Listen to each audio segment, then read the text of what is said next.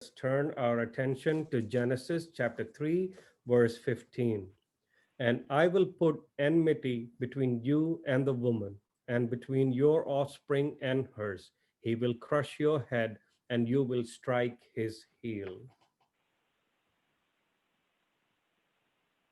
ദൈവവചനത്തിലെ ആദ്യത്തെ പ്രവചനമാണ് ഇത് എന്ന് പറയാം. This is the first prophetic verse in the Bible. ഇതിന്റെ പശ്ചാത്തലം നമുക്ക് നല്ലതുപോലെ അറിയാം. We know the context of this scripture. ദൈവം ആദാമിനെയും ഹവ്വായെയും സൃഷ്ടിച്ച് ഏദനിലാക്കി. God created Adam and Eve, placed them in the Garden of Eden. അവരെ അവിടെ തോട്ടത്തിൽ വേല ചെയ്യുവാനും തോട്ടം കാക്കുവാനുമായിട്ടാണ് അവരെ അവിടെ ആക്കിയത്. So the Lord put them in the garden to work in the garden and to guard the garden. അവിടെ ആക്കിയപ്പോൾ അവരോട് പറഞ്ഞു, ഈ തോട്ടത്തിലെ സകല വൃക്ഷത്തിന്റെയും ഫലം നിങ്ങൾക്ക് തിന്നാം. And the Lord said you could eat of any tree from this garden. എന്നാൽ ഈ തോട്ടത്തിന്റെ നടുവിൽ രണ്ട് വൃക്ഷങ്ങളുണ്ട്. നന്മ തിന്മകളെ കുറിച്ചുള്ള അറിവിന്റെ വൃക്ഷവും ജീവന്റെ വൃക്ഷവും. ഇതിന്റെ ഫലം നിങ്ങൾക്ക് തിന്നാൻ പാടില്ല. So you were not allowed to eat of a couple of trees. One was the tree of the knowledge of good and evil, and another one was the tree of life. ദൈവം എന്തിനാണ് അങ്ങനെ കൽപ്പിച്ചതെന്ന് ചോദിക്കാൻ നമുക്ക് അവകാശമില്ല. We cannot ask the Lord why you ordered like that. എന്നെ കേൾക്കുന്ന ഏവരും എവിടെയെങ്കിലും ജോലി ചെയ്യുന്നവരാണ്. All of us are working in one place or the other. ആ ജോലിയുടെ സ്ഥാപനത്തിന്റെ ഉടമസ്ഥനോട് നീ എന്തുകൊണ്ട് ഇങ്ങനെ പറഞ്ഞു അല്ലെങ്കിൽ ഇതിന്റെ റീസൺ എന്താണെന്ന് ചോദിക്കാൻ ഒരു എംപ്ലോയിക്ക് അവകാശമില്ല. As an employee, you're not going to question when a management sends out a memo, do this a certain way. You just have to follow what they say.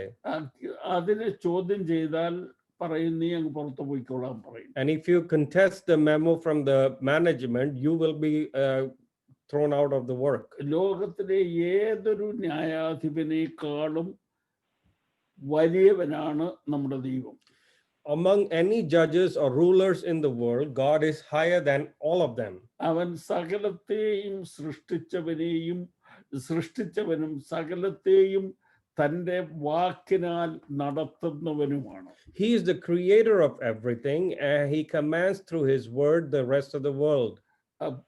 പ്രപഞ്ചത്തെ കുറിച്ച് ഗ്രഹിക്കുമ്പോൾ മാത്രമേ നാം എത്ര ചെറിയതാണ് എന്ന് മനസ്സിലാക്കാൻ കഴിയുള്ളൂ. When we consider the galaxies that are out there, then only we see how small we are in front of that. നമ്മൾ നോക്കിയാൽ കാണുന്ന നക്ഷത്രങ്ങൾക്ക് എത്രയോ അകലെ എത്രയോ ധാരാളം നക്ഷത്രങ്ങളുണ്ട്. When we look into the skies, there are so many stars. ഇതിൽ ഒരു ചെറിയ നക്ഷത്രമാണ് സൂര്യൻ.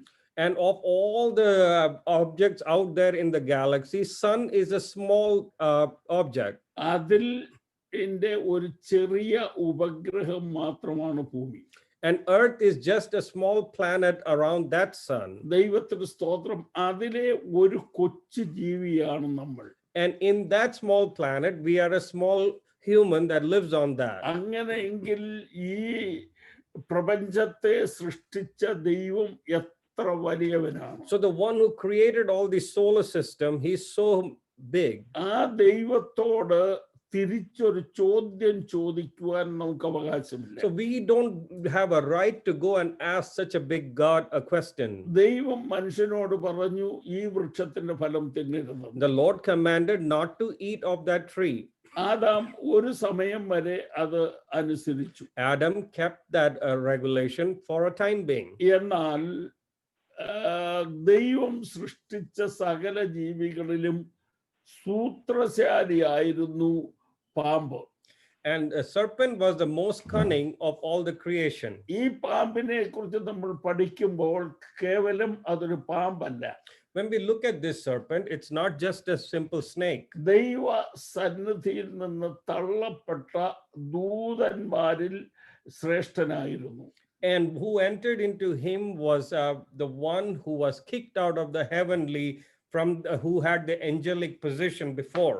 അവൻ ആദ്യമായിട്ട് മനുഷ്യന്റെ അടുക്കൽ പ്രത്യക്ഷപ്പെട്ടത് ഒരു പാമ്പിന്റെ രൂപത്തിലാണ്. And to the created human, the first time he appears is in the form of a serpent. പാമ്പിനെ നാം ഭയപ്പെടുന്നുണ്ട്. We are afraid of serpents. എന്നാൽ ദൈവത്തിന് സ്തോത്രം, വളരെ സൗന്ദര്യമുള്ള ഒരു ജീവിയാണ് പാമ്പ്. But snakes are very beautiful creatures. ദൈവത്തിന് സ്തോത്രം. ഈ സർപ്പം ദൈവത്തിന് സ്തോത്രം ഉൽപ്പത്തി പുസ്തകം മുതൽ വെളിപ്പാട് പുസ്തകം വരെ കാണാൻ കഴിയും. When we look at the serpent from the book of Genesis all the way to Revelation, we see this snake. തന്റെ അധികാരവും ശക്തിയും ഒക്കെ ക്ഷയിച്ചു പോയി. His power and authority and strength diminished. എന്നാൽ ഇന്നും അവനത് പ്രവർത്തിക്കുന്നുണ്ട്. But today also he is actively doing something. എന്റെ വിഷയത്തിലേക്ക് ഞാൻ മടങ്ങി വരട്ടെ. ദൈവത്തിന് സ്തോത്രം. ആദാമിനെ ദൈവം തോട്ടത്തിൽ ആക്കി. God put Adam in the garden. ഹവ്വായെ പിശാച് അഥവാ സാത്താൻ സർപ്പം വഞ്ചിച്ചു. Eve was deceived by this serpent. ഈ കഥകളൊക്കെ നമുക്കറിയാം. We know these stories. എന്നാൽ തേജസ് നഷ്ടപ്പെട്ട മനുഷ്യന്റെ അടുക്കിലേക്ക് ദൈവം കരുണയോടെ ഇറങ്ങി വന്നു. But God in his mercy comes to the man who had lost his glory. ഏദനിൽ വന്ന് ദൈവത്തിന് സ്തോത്രം. ദൈവം ചോദിക്കുകയാണ്, ആദാമേ നീ എവിടെയാണ്? And God comes to the Garden of Eden and asks Adam, Adam, where are you? സർവസാന്നിധ്യവാനായ ദൈവം, the God who is present everywhere, സർവശക്തനായ ദൈവം, a God who has strength everywhere, സകലത്തെയും മുന്നമേ അറിയുന്ന ദൈവം, a God who knows everything that happens. Adam എവിടെയാണെന്ന് അറിയാൻ വയ്യാതെ ചോദിച്ചതല്ല, നീ എവിടെയാണ് എന്ന് അവനോട് ചോദ്യം ചെയ്തതാണ്. It's this omnipresent God was aware of where Adam is, but he was just asking him a question. നമ്മൾ പിതാക്കന്മാർ വെളിയിൽ നിന്ന് വീട്ടിലേക്ക് വന്നിട്ട് നമ്മുടെ കുഞ്ഞുങ്ങൾ ആരെങ്കിലും എന്തെങ്കിലും ചെയ്തുകൊണ്ടിരിക്കുകയാണെങ്കിൽ അവരോട് എന്തെങ്കിലും ഒരു ജോലി പറഞ്ഞു എന്നിരിക്കട്ടെ. Suppose you come to your house as a father and one of your child is doing something and you tell them to do something. ഒരു മിനിറ്റ് കഴിഞ്ഞിട്ട് അവൻ വരുന്നില്ല എങ്കിൽ ചോദിക്കും, നീ എവിടെയാണെന്ന് ചോദിക്കും. So a minute later, if the kid doesn't come and do what you have asked, you will ask, hey, where are you? ദൈവത്തിന് സ്തോത്രം. ആ ചോദ്യത്തിന്റെ അർത്ഥം അവൻ എവിടെയാണെന്ന് അറിയത്തില്ല എന്നല്ല, പിന്നെയോ നീ എന്തുകൊണ്ട് എന്റെ ചോദ്യത്തിന് മറുപടി തന്നില്ല അഥവാ എന്റെ അടുക്കൽ വന്നില്ല എന്നാണ്. So that question doesn't mean that the father doesn't know the child is in their room. It's just a question that I told you something, how come you didn't respond to it? ദൈവം ആദാമിനോട് ചോദിച്ചത് അവൻ എവിടെയാണെന്ന് അറിയാൻ വയ്യാഞ്ഞല്ല, നീ എവിടെ പോയിരിക്കുന്നു, എന്തു പറ്റിയെന്ന് നീ മറുപടി പറയണം എന്നാണ്. So it's not that God was trying to find the location of Adam, but God was telling Adam, I called you, where are you today? വിറച്ചുകൊണ്ട് ആദാം പറഞ്ഞു, ഞാൻ നഗ്നനാണെന്ന് അറിയുകയാൽ ഞാൻ നിന്റെ സന്നിധിയിൽ നിന്ന് ഒളിച്ചിരിക്കുന്നു എന്ന്. And here Adam he was shaking and trembling and he said, I was naked, so I hid from your presence. അവൻ വസ്ത്രം ധരിച്ചിട്ടില്ല എന്നുള്ളതല്ല അവന്റെ പ്രശ്നം. It's not that he wasn't clothed at that point. അവൻ വസ്ത്രം ധരിച്ചാലും വസ്ത്രം ധരിച്ചില്ലെങ്കിലും ദൈവത്തിന് ഒരുപോലെയുള്ളൂ. For God, his nakedness or coming in great attire was same. എന്നാൽ ദൈവത്തിന് സ്തോത്രം, അവൻ പറഞ്ഞത്, ഞാൻ നിന്റെ സന്നിധിയിൽ വരുവാൻ യോഗ്യനല്ല എന്നാണ്. What he was saying was, Lord, I don't feel worthy to come into your presence. ദൈവത്തിന് സ്തോത്രം. ദൈവം അവനോട് ചോദിച്ചു, ഞാൻ നിന്നോട് തിന്നരുതെന്ന് പറഞ്ഞ ഫലം ഭക്ഷിച്ചുവോ? And the Lord asked him, did you eat of the tree that I told you not to eat of? ആ സംഭവങ്ങളെ ഞാൻ വിശദീകരിക്കുന്നില്ല. Let me not go too much into detail. എന്നാൽ ദൈവം ആദാമിനും ഹവ്വായിക്കും തോൽ കൊണ്ട് ഒരു വസ്ത്രം ഉണ്ടാക്കി. And we know that God created them for them a garment made out of skin. ദൈവത്തിന് സ്തോത്രം. എവിടെ നിന്ന് ഈ തോൽ ലഭിച്ചു. Where did this skin come from? ദൈവത്തിന് സ്തോത്രം. അതുവരെ മരണം ലോകത്തിലില്ലായിരുന്നു. Till then, there was no death that appeared in the land. എന്നാൽ ദൈവം ഒരു മൃഗത്തെ യാഗം കഴിച്ചിട്ട് ദൈവത്തിന് സ്തോത്രം അതിന്റെ തോൽ കൊണ്ട് വസ്ത്രമുണ്ടാക്കി ആദാമിനും ഹവ്വായിക്കും കൊടുത്തു. So here, God sacrifices an animal, takes the skin of the animal, and makes garment for Adam and Eve. ഇത് ഒരു കാര്യം അവരെ പഠിപ്പിച്ചു. And it was teaching them something. ഒരു മൃഗത്തിന്റെ മരണത്താൽ മാത്രമേ നിന്റെ നഗ്നത മറയ്ക്കുവാൻ കഴിയൂ. By the sacrifice of an animal is the only way to cover your nakedness. നിനക്ക് ദൈവസന്നിധിയിൽ വരുവാനുള്ള അർഹത ലഭിക്കണമെങ്കിൽ നിനക്ക് പകരം വേറൊരു മരണം നടക്കണം. In order for you to come into the presence of the Lord, some other sacrifice has to take place. പിന്നീടുള്ള ചരിത്രങ്ങൾ നമുക്ക് പഠിച്ചാലും ഒരു കാര്യം മനസ്സിലാക്കുവാൻ കഴിയും, ഈ യാഗം തുടർന്ന് മുമ്പോട്ട് വന്നിരുന്നു. And when we study the history of mankind, we see that sacrifices continued in mankind. ആദാമിന്റെ ആദ്യ മക്കളായിരുന്ന കായീനും ഹാബേലും യാഗം കഴിച്ചു. Adam's first children, Cain and Abel, they offered sacrifice. ചിലരൊക്കെ പറയാറുണ്ട് കായീൻ മുറിഞ്ഞ കാച്ചിലും കേടുള്ള ചേനയും ഒക്കെ ആ ദൈവത്തിന് കൊടുത്തത്. So many people say that Cain came and offered sacrifice, but they were all with blemish and rotten vegetables is what he brought. അതുകൊണ്ടാണ് ദൈവം പ്രസാദിക്കാതിരുന്നത്. So God was upset at his rotten vegetables. എന്നാൽ ആ ഭാഗം പഠിച്ചാൽ അങ്ങനെയല്ലെന്ന് മനസ്സിലാക്കാൻ കഴിയും. When we study the scriptures, we recognize that's not true. Cain തനിക്ക് തന്റെ കൃഷിഫലത്തിൽ നിന്ന് ഒരു യാഗം കഴിച്ചു ദൈവത്തിന് കൊണ്ടുവന്നു. Cain brought a portion of his harvest as an offering to the Lord. സ്വന്തം മനസാലെ കൊണ്ടുവന്നതാണ് Cain. And he brought it with his whole heart. മറ്റ് ഒരു പ്രേരണയും അതിന്റെ പിന്നിലില്ല. There was no other agenda behind that. അങ്ങനെ മുഴു മനസ്സോടെ സ്വയമായി കൊണ്ടുവന്നത് ഒരിക്കലും മോശമായതല്ല. So what he brought on his own, he won't bring bad stuff. എന്നാൽ നല്ല അത് തന്നെ ആയിരിക്കണം കായീൻ ദൈവസന്നിധിയിൽ കൊണ്ടുവന്നത്. So Cain must have brought something good to the Lord. എന്നാൽ ദൈവത്തിന്റെ വ്യവസ്ഥയിലല്ല അത് എന്നുള്ളതാണ് വിഷയം. But he did not bring in regulation with the Lord. എന്നാൽ ഹാബേൽ തന്റെ ആട്ടിൻകൂട്ടത്തിൽ നിന്ന് ഒന്നിനെ പിടിച്ച് ദൈവസന്നിധിയിൽ യാഗം കഴിച്ചു. We see Abel brought a lamb from his flock. ദൈവത്തിന് സ്തോത്രം. അതിന്റെ ശ്രേഷ്ഠത വലിപ്പമല്ല ദൈവത്തെ ആകർഷിച്ചത്. It's not the size of the lamb that attracted God. പിന്നെയോ ദൈവത്തിന് സ്തോത്രം രക്തം ചൊരിച്ചുള്ള ഒരു യാഗമാണ് ദൈവം ആഗ്രഹിക്കുന്നത്. God was looking for the blood to shed to cover for their sin. ഇത് ഹാബേലിനെ പഠിപ്പിച്ചത് മറ്റാരുമല്ല. No one else taught Abel this. ദൈവം ആദ്യ യാഗം കഴിച്ച് ആദാമിനെ പഠിപ്പിച്ചു. God taught Adam by the first spilling of blood. ആ പഠിച്ചത് ദൈവത്തിന് സ്തോത്രം ആദാം തന്റെ മകനായിരിക്കുന്ന ഹാബേലിന് പകർന്നു കൊടുത്തു. And Adam taught his son Abel this truth.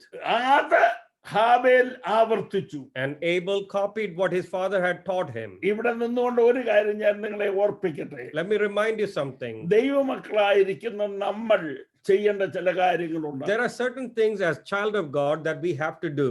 പിതാക്കന്മാർ മാതാക്കൾ ദൈവത്തിന് സ്തോത്രം തങ്ങളുടെ കുഞ്ഞുങ്ങളെ ആരാധന എന്താണെന്ന് പഠിപ്പിക്കണം. It's the responsibility of the father and mother to teach children what worship is all about. Israel ജനത്തെ മിസ്രൈമിൽ നിന്ന് ദൈവം വിളിച്ചു വേർതിരിച്ചു. Israelites were redeemed from Egypt. അവർക്ക് പെസഹ എന്ന ആചാരം കൽപ്പിച്ചു കൊടുത്തു. And God appointed Passover for them. ദൈവത്തിന് സ്തോത്രം. ദൈവം ഇസ്രായേലിനോട് പറഞ്ഞു, നിങ്ങൾ കനാൻ ദേശത്ത് എന്നാലും ഇത് ആവർത്തിക്കണം. And the Lord told them, when you go into Canaan, you have to continue this. നിങ്ങളുടെ മക്കൾ ഇതെന്താണെന്ന് നിങ്ങളോട് ചോദിക്കും. And your children will ask, what is this all about? നിങ്ങളോട് ചോദിക്കുമ്പോൾ മിസ്രൈമിൽ ഞങ്ങൾ അടിമകളായിരുന്നു. And you have to tell them, we used to be slaves in Egypt. അവിടെ നിന്ന് ദൈവം ഞങ്ങളെ വിടുവിച്ചു.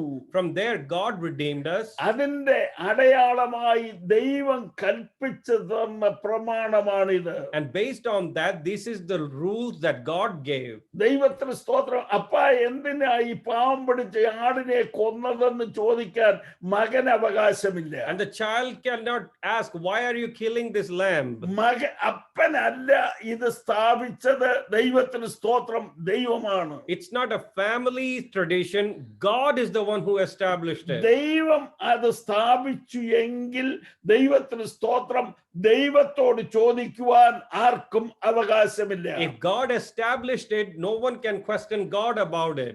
അതുകൊണ്ട് ദൈവം സ്ഥാപിച്ചതിനെ മനുഷ്യൻ ചോദ്യം ചെയ്യുവാൻ അവകാശമില്ല. So what God has established, man cannot question that. ദൈവം സ്ഥാപിച്ചതിനെ അനുസരിക്കുക മാത്രമേ മനുഷ്യന് കഴിയുകയുള്ളൂ. What God has established, we need to just obey it. അതിന്റെ നന്മയും ശ്രേഷ്ഠതയും ഒക്കെ ദൈവത്തിന് അറിയാം. ദൈവത്തിന് സ്തോത്രം. അത് ഗ്രഹിക്കാനുള്ള ബുദ്ധി നമുക്കില്ല. God knows the value in that, and when you follow it, we cannot really comprehend it. Just obey him. ആകയാൽ ദൈവം നമ്മോട് കൽപ്പിച്ചതിനെ അനുസരിക്കാൻ മാത്രമേ നമുക്ക് അവകാശമുള്ളൂ. So what God has ordained, let's just follow it. ഞാൻ മടങ്ങി വരട്ടെ. ദൈവത്തിന് സ്തോത്രം. ദൈവം ഒരു ആട്ടിൻകുട്ടിയെ യാഗം കഴിച്ച് ആദാമിനെയും ഹവ്വായെയും ഉടുപ്പിച്ചു. Here God clothes Adam and Eve with the garment of skin. ഇത് ഒരു കാര്യം അവരെ ഓർപ്പിക്കുന്നു.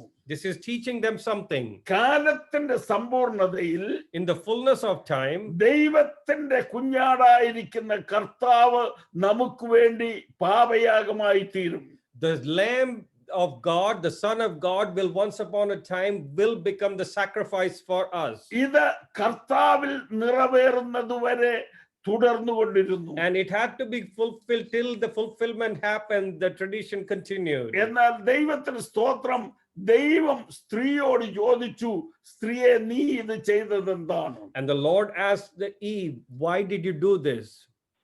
ഹവ്വായാണ് ആദാമിന് പഴം കൊണ്ട് കൊടുത്തത്. It was Eve who brought the fruit to Adam. അതിനെക്കുറിച്ച് ഞാൻ ചിന്തിക്കുന്ന ഒരു കാര്യമുണ്ട്. Something that I think about. Adam ഏതോ ഒരു മരത്തിന്റെ ചുവട്ടിൽ ഇരുന്ന് ഉറങ്ങുകയായിരുന്നു. Adam probably was sleeping under some tree. ഹവ്വ അവിടുന്ന് നടന്നുപോയി. And Eve continued walking. കുറെ കഴിഞ്ഞപ്പോൾ ഒരു പഴം കൊണ്ടുവരുന്നു. And she comes back with the fruit. സാധാരണ രണ്ടുപേരും കൂടെ ഒന്നിച്ചു പോകും. Usually they go together. ഒരുപക്ഷെ ആദാമായിരിക്കും പഴം പറിച്ച് ഹവ്വായിക്കൂടെ കൊടുക്കും. Usually Adam used to pluck the fruit and give to Eve. ഇല്ലെങ്കിൽ രണ്ടുപേർക്കും പറിച്ച് ഭക്ഷിക്കാൻ കഴിയും. Or they eat their own fruit. എന്നാൽ ഹവ്വ എന്നൊരു പഴം കൊണ്ടുവരുന്നു. Here Eve is bringing something. ഈ കൊണ്ടുവരുന്ന പഴം കണ്ടപ്പോഴേ ആദാമിന് മനസ്സിലായി. As soon as he saw it, Adam recognized what it was. ഈ മരത്തിൽ നിൽക്കുന്നത് ആദാം കണ്ടിട്ടുള്ളത് കൊണ്ടല്ല പഴം തിരിച്ചറിഞ്ഞത്. It's not because he has seen the fruit on the tree. തിരിച്ചു വന്ന ഹവ്വായിക്ക് ഒരു വ്യത്യാസമുണ്ട്. He saw change in Eve. എന്നാൽ ഹവ്വായിക്ക് അത് മനസ്സിലാകുന്നില്ല. Eve never recognized that change in her. ദൈവത്തിന് സ്തോത്രം. നോക്കുവാൻ കഴിയാത്ത പ്രകാശമുള്ള, കണ്ണിന് കാണുവാൻ കഴിയാത്ത പ്രകാശമുള്ള ഹവ്വ ഇപ്പോൾ തിരിച്ചു വന്നപ്പോൾ പ്രകാശം എല്ലാം പോയിരിക്കുന്നു. This Eve who walked in glory, who had glory on her, and Adam, when he saw Eve, he couldn't see the glory in her. അവിടെ വസ്ത്രം ദൈവ തേജസ്സായിരുന്നു. Her clothing was the glory of God. എന്നാൽ ആ ദൈവ തേജസ് അവളെ വിട്ടുപോയിരുന്നു. And that glory departed her. ഞാനൊരു കാര്യം ഓർപ്പിക്കട്ടെ. ദൈവകൃപയിൽ ജീവിക്കുന്ന ഒരു ദൈവത്തിന്റെ പൈതൽ ദൈവകൃപ വിട്ടാൽ ഇതുപോലെ ഇരിക്കും. A child of God who walks in the mercy and grace of God, when they go backslide, this is exactly the picture of that. അടുപ്പിൽ കത്തുന്ന നല്ല ഒരു കൽക്കരി കഷണം അവിടെ നിന്ന് മാറ്റി കുറെ സമയം ഇരുന്നാൽ ദൈവത്തിന് സ്തോത്രം അത് ഒരു കരിക്കട്ടയായിട്ട് മാറും. If you take a piece of coal on a barbecue grill, when it's fully lit up, you see the color in it, but if you take it away and put it aside, you see it turns back to its original condition. തീയിലിരിക്കുന്ന കൽക്കരി കഷണം പ്രകാശമായി തീയായി പ്രകാശിക്കുന്നു. And when this coal was in the fire, it was really bright and it was giving a glow. എന്നാൽ ദൈവത്തിന് സ്തോത്രം, അത് മാറ്റി വെച്ച് കഴിഞ്ഞാൽ അതൊരു കരിക്കട്ടയായി മാറും. But because it backslid or went away from the coal, the fire, you see that it goes back into the shape of coal. ദൈവ സാന്നിധ്യത്തിൽ പ്രകാശിച്ചു കൊണ്ടിരുന്ന ഹവ്വ തന്റെ തേജസ് നഷ്ടപ്പെട്ടപ്പോൾ കേവലം ഒരു കരിക്കട്ടയായി മാറി. This Eve, who was wearing the glory of God, when she went away and committed sin, she lost the glory. ഈ തേജസ് നഷ്ടപ്പെട്ട ഹവ്വായെ ആദാമിന് പെട്ടെന്ന് തിരിച്ചറിയാൻ കഴിഞ്ഞു. And Adam recognized the loss in her glory. ദൈവത്തിന് സ്തോത്രം. ആദാമിന് ഒരു കാര്യം അറിയാം, ഈ നിലയിൽ പോയാൽ ഒരിക്കലും ഞങ്ങൾ ഒന്നായി തീരുവാൻ കഴിയില്ല. And Adam is thinking, if we continue like this together, we can never be one. ഹവ്വ എന്നേക്കും തനിക്ക് നഷ്ടപ്പെടും. He will lose Eve forever. മാത്രമല്ല ഹവ്വ എന്നേക്കും നിത്യനാശത്തിലായി തീരും. And Eve will completely lose for eternity. ഇവിടെ നിന്ന് അവളെ രക്ഷിക്കാൻ ഒരൊറ്റ മാർഗമേ ഉള്ളൂ. And to redeem her, there was only one way. താനും അവളെ പോലെ ആയിത്തീരുക. And he wanted to become like her. ദൈവത്തിന് സ്തോത്രം. അവളെ പോലെ ആയിത്തീർന്നാൽ അവർക്ക് ഒന്നിച്ച് യോജിക്കാം. And so that they can be one, he wanted to be like her. എന്നാൽ അവളെ തനിക്ക് തന്ന ദൈവത്തിന് ഒരു കാര്യം അറിയാം. But God, who gave her, knew something. ഇവരെ എങ്ങനെ അവിടെ നിന്ന് രക്ഷിക്കുവാൻ കഴിയും? He has a plan to redeem them. ദൈവത്തിന് സ്തോത്രം. ആദാമിനതറിയാം, ദൈവത്തിന്റെ കരുണയിൽ ദൈവം ഞങ്ങളെ രക്ഷപ്പെടുത്തും. And Adam knows in God's grace, God will protect us. അങ്ങനെ ഞങ്ങൾ രണ്ടായിരുന്നാൽ ഒരിക്കലും രക്ഷിക്കപ്പെടുവാൻ കഴിയില്ല, അഥവാ ഒന്ന് തേജസ്സിൽ ഒരുപോലെ ആയിത്തീരുവാൻ കഴിയില്ല. And in Adam's mind, if we are different, then God can never redeem us. ദൈവത്തിന് സ്തോത്രം. അതുകൊണ്ട് ആദാം ഹവ്വായെ പോലെ ആയിത്തീരാൻ തീരുമാനിച്ചു. Adam decides to be like Eve.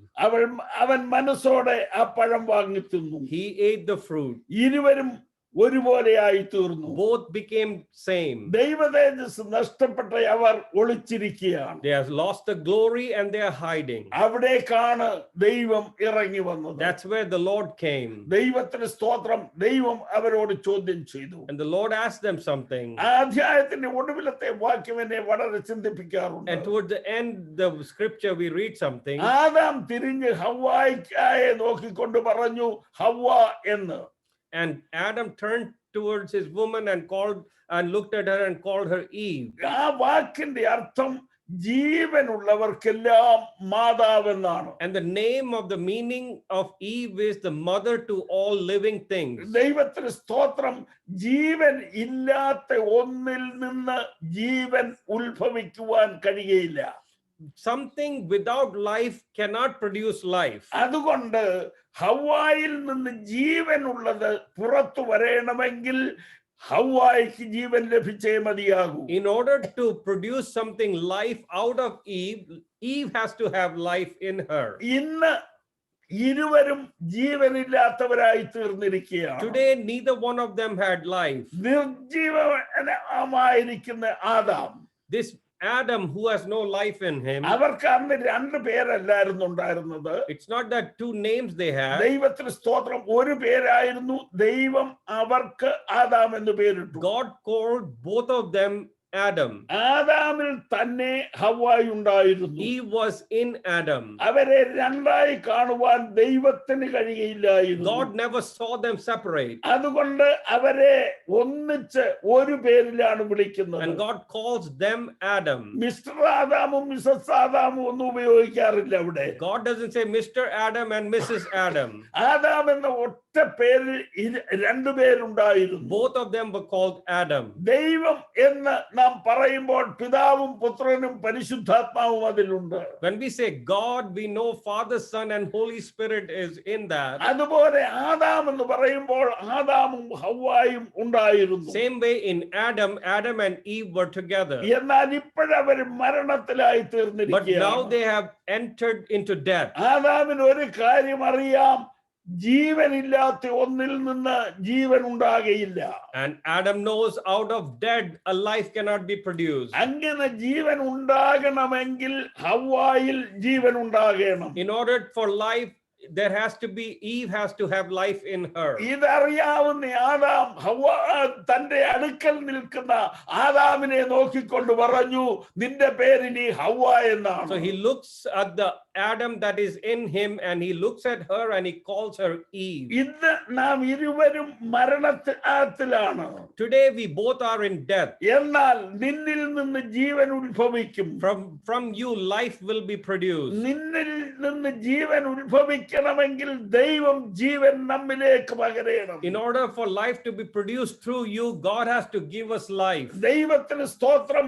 Adam വിശ്വാസത്തോടെ അടുത്ത് നിൽക്കുന്ന ആദാമിനെ ഹവ്വ എന്ന് വിളിച്ചു. And by faith Adam calls Eve as Eve. ദൈവത്തിന് സ്തോത്രം. അതുകൊണ്ട് ദൈവം അവനോട് പറഞ്ഞു, ദൈവത്തിന് സ്തോത്രം, സ്ത്രീയുടെ സന്തതിയിൽ നിന്ന് ജീവൻ ലോകത്തിന് ലഭിക്കുവാൻ പോകുകയാണ്. And the Lord said, through the woman the life will come into the world. ദൈവത്തിന് സ്തോത്രം. അങ്ങനെ സ്ത്രീയുടെ സന്തതി സർപ്പത്തിന്റെ തലയെ തകർക്കും.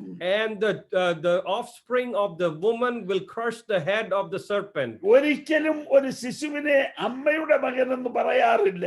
None of the child is called the child of the mother. ഒരു അളവിൽ നാം അങ്ങനെ പറയുമെങ്കിലും, although we say okay that's the mom, ജീവന്റെ ഉത്ഭവം പുരുഷനിൽ നിന്നാണ്. and the life source is from a man. അതുകൊണ്ട് സ്ത്രീയുടെ മകൻ എന്ന് വിളിക്കപ്പെടുവാൻ ആരും ഇഷ്ടപ്പെടുന്നില്ല. So the seed of a woman is not possible. എന്നാൽ ലോകത്തിന് ജീവൻ നൽകുവാനായി ദൈവത്തിന്റെ പദ്ധതി സ്ത്രീയുടെ സന്തതിയായി ഒരുവൻ ലോകത്തിലേക്ക് വരിക എന്നാണ്. But for the redemption of mankind, God's purpose was the child has to be born of the seed of a woman. അതുകൊണ്ട്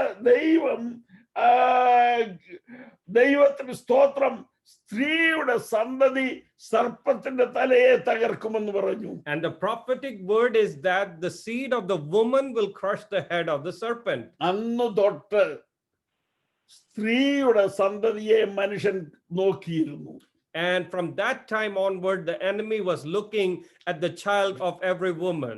മനുഷ്യൻ ദൈവത്തിന് സ്തോത്രം ഒരു സ്ത്രീയുടെ സന്തതിക്കായി കാത്തിരുന്നു. And the mankind was waiting for the seed of a woman. അതുകൊണ്ടാണ് തന്റെ ആദ്യജാതൻ ജനിച്ചപ്പോൾ കായീൻ എന്ന് പേരിട്ടത്. That's why the firstborn of Adam was known as Cain. അവിടെ ആദാം പറഞ്ഞത് ദൈവം എനിക്കൊരു പുരുഷ പ്രജയെ തന്നു എന്നാണ്. And Adam says, God gave me a son. ദൈവം എനിക്കൊരു മകനെ തന്നു എന്ന് പറഞ്ഞാൽ അതിന്റെ അർത്ഥം ദൈവത്തിന് സ്തോത്രം, ദൈവം എന്നോട് വാഗ്ദത്തം ചെയ്ത സ്ത്രീയുടെ സന്തതിയാണ് ഇവൻ എന്ന് പറഞ്ഞു. And what he was saying was, this is the son, or in other words, the seed of the woman who will crush the head of the serpent. Adam മനസ്സിലാക്കിയില്ല ഇത് അല്ല സ്ത്രീയുടെ സന്തതി എന്ന്. Adam never recognized that was the child. ദൈവത്തിന് സ്തോത്രം. എന്നാൽ തന്റെ ആദ്യജാതനെ നോക്കിക്കൊണ്ട് അവൻ സ്ത്രീയുടെ സന്തതി അഥവാ ദൈവം എനിക്കൊരു പുരുഷ പ്രജയെ തന്നു എന്ന് പറഞ്ഞു. So he looks at the baby born and he calls him Cain, and he thought that was the seed of the woman. ഹാബേൽ ജനിച്ചപ്പോൾ ദൈവം ആദാം അവന് ഹാബേൽ എന്ന് പേരിട്ടു. Then the second child was named Abel. ഹാബേൽ എന്ന് പറഞ്ഞാൽ കാറ്റെന്നാണ്. And Abel means wind. ദൈവത്തിന് സ്തോത്രം. ഞാനൊരു പുരുഷ പ്രജയെ അഥവാ വീണ്ടെടുപ്പുകാരനെ നോക്കിയിരുന്നു, അവനല്ല കായീൻ. ഈ ജനിച്ചതും അതുപോലെ ഒരു കുട്ടിയാണ് എന്ന് പറഞ്ഞുകൊണ്ടാണ് അവന് ഹാബേൽ എന്ന് പേരിട്ടത്. So he's naming him Abel. He's like a wind because I thought the firstborn was the redeemer for the mankind. He was, and maybe this is just like that. അന്ന് മുതൽ സ്ത്രീയുടെ സന്തതിയെ മനുഷ്യൻ നോക്കിയിരുന്നു. And mankind was waiting for the seed of the woman. ദൈവത്തിന് സ്തോത്രം. അവരുടെ വിശ്വാസം ഒരു കുടുംബത്തിലെ ആദ്യജാതനായി ജനിക്കുന്നവൻ സ്ത്രീയുടെ സന്തതിയായി വരുമെന്നാണ്. And they believed that the firstborn would be this seed of the woman. Adam മുതൽ ജോസഫ് വരെ ദൈവത്തിന് സ്തോത്രം ഈ ആദ്യജാതനെ നോക്കിയിരുന്നു. From the time of Adam all the way to the time of Joseph, they were waiting for this firstborn. ഓരോ മകനും ജനിക്കുന്ന അവസരത്തിൽ ആ കുഞ്ഞിനെ നോക്കിക്കൊണ്ട് അവർ പറയുന്ന ഒരു കാര്യമുണ്ട്, ഇവനാണോ ഞങ്ങളുടെ വീണ്ടെടുപ്പുകാരൻ? Every time the firstborn son was born, they will look at the child and say,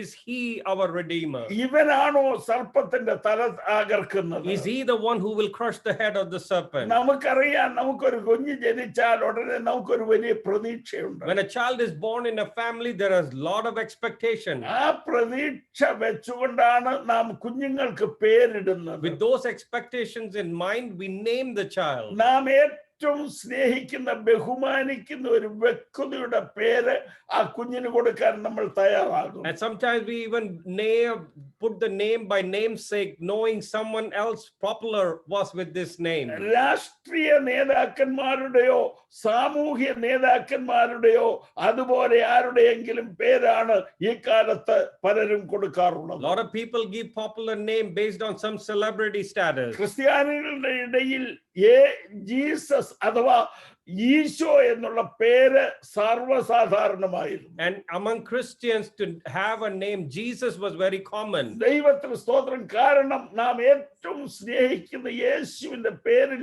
നമ്മുടെ കുഞ്ഞ് അറിയുവാൻ നമ്മൾ ആഗ്രഹിക്കും. And many cultures, they name the child Jesus because of the love toward Jesus. ദൈവത്തിന് സ്തോത്രം. അതുപോലെ നാം ബഹുമാനിക്കുന്ന ആരുടെയെങ്കിലും പേര് നമ്മുടെ കുഞ്ഞുങ്ങൾക്കിടുവാൻ നാം ആഗ്രഹിക്കാറുണ്ട്. And we give that name to someone we love like that. ദൈവത്തിന് സ്തോത്രം എന്നൊരു നല്ല കാര്യമാണ്. It's a nice thing. എന്നാൽ ദൈവത്തിന് സ്തോത്രം യേശുവിനെ നോക്കി അവർ കാത്തിരുന്നു. They were waiting for this Jesus. എന്നാൽ സാത്താൻ അതിന് തടസ്സം ചെയ്തുകൊണ്ട് Satan kept blocking it all the time. ചരിത്രത്തിലേക്ക് കടന്നു പോകുവാൻ സമയമില്ല. We don't have time to look at historically. അബ്രഹാമിന് മക്കൾ ഉണ്ടാകുവാൻ താമസിച്ചു. Abraham had to wait for a child. ഇസഹാക്കിന് പകരം വേറൊരു മകനെ നൽകി ദൈവത്തിന് സ്തോത്രം തൃപ്തിപ്പെടുത്താൻ ശ്രമിച്ചു.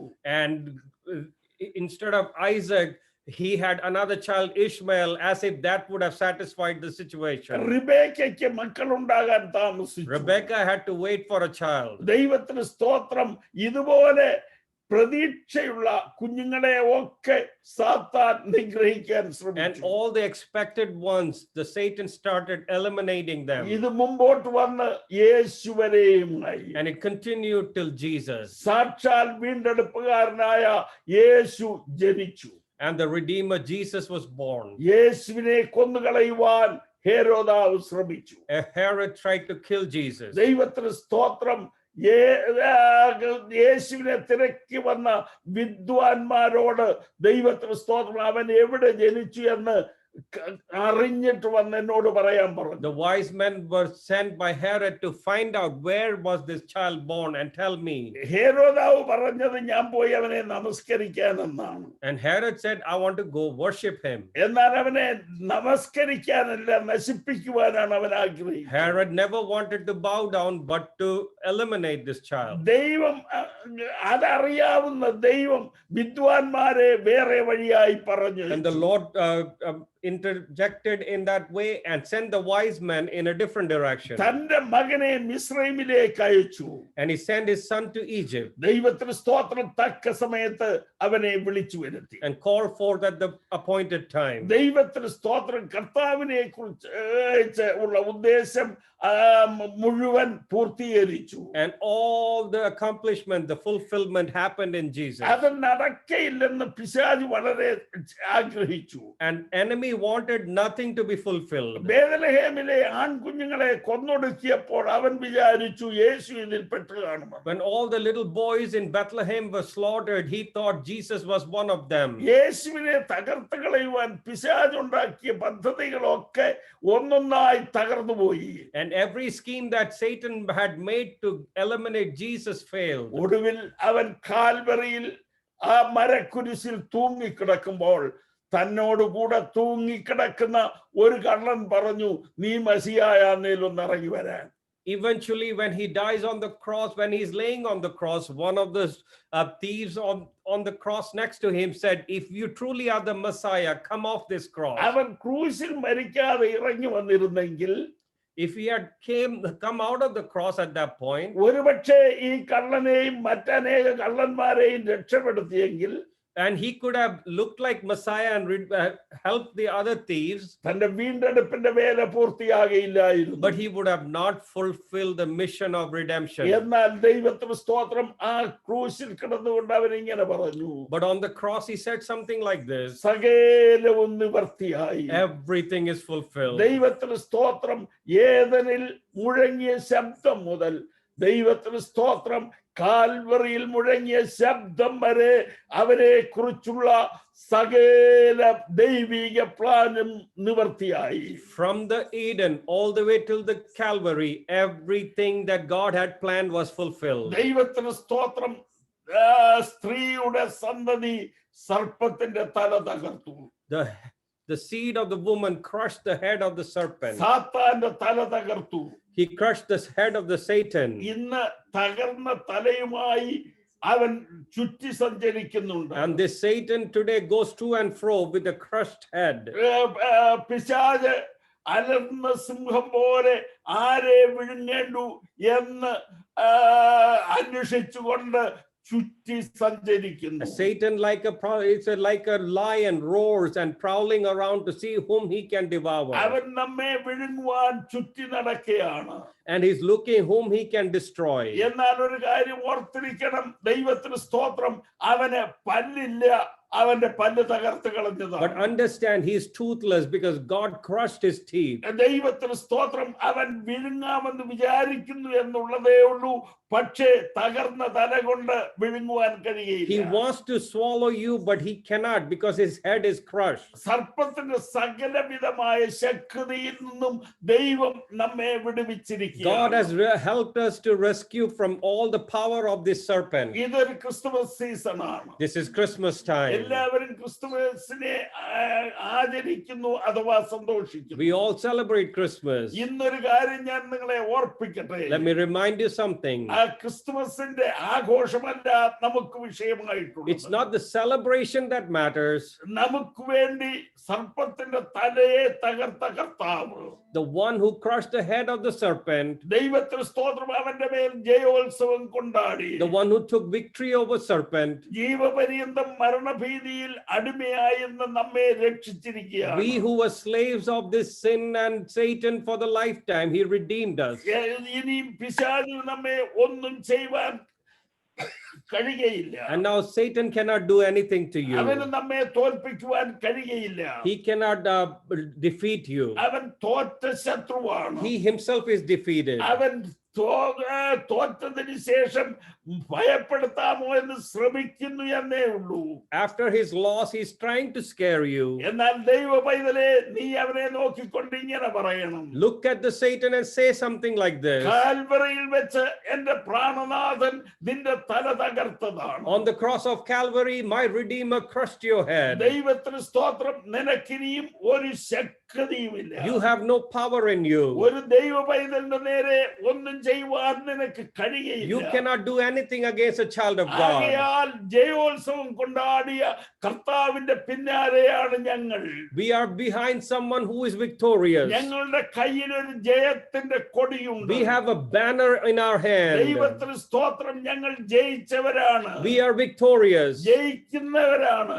We are victorious. ദൈവത്തിന് സ്തോത്രം, ഞങ്ങളുടെ കർത്താവ് മടങ്ങി വരാൻ പോകുകയാണ്. And our Lord is going to come back. അന്ന് ഞങ്ങളുടെ വിജയം ഞങ്ങൾ ഘോഷിക്കും. And we will celebrate his victory. ആകയാൽ ഞങ്ങൾ ജയിച്ചവരാണ്. That's why we are victorious. ദൈവത്തിന് സ്തോത്രം. അങ്ങനെ നമുക്ക് ദൈവത്തെ സ്തുതിക്കാം. Let's praise God for that. പ്രത്യാശയോടും ധൈര്യത്തോടും നമുക്ക് മുൻപോട്ട് കടന്നു പോകാം. With that in our mind and strength, let's move forward. കർത്താവ് നമ്മെ ശക്തീകരിക്കട്ടെ. May the Lord bless you with these words. Hallelujah.